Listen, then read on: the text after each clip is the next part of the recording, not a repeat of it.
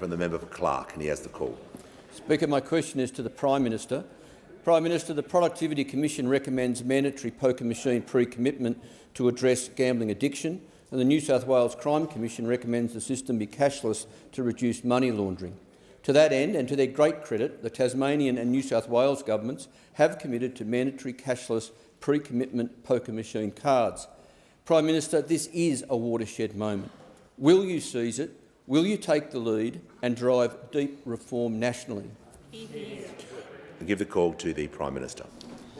I thank the member for Clark for his question and recognise his genuine position over a long period of time in public office on these issues.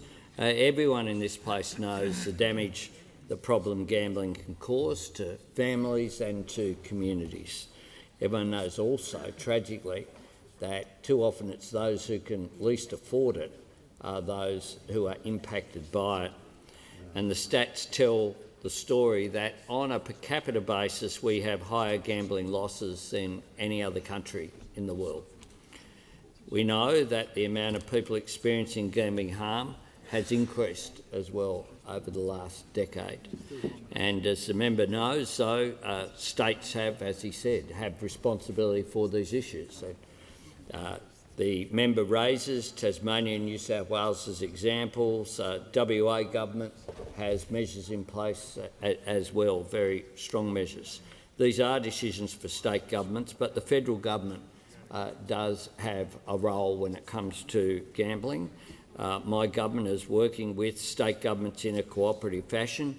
The Minister for Social Services had convened the first meeting of state and territory ministers with the Commonwealth about online wagering that has been convened since 2017.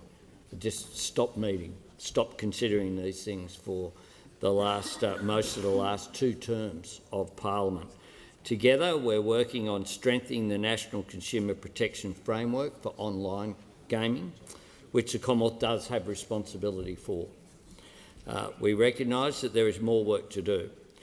In addition to that, we've supported a House of Representatives committee to conduct an inquiry into online gaming, and we'll consider the recommendations from this committee after it has reported.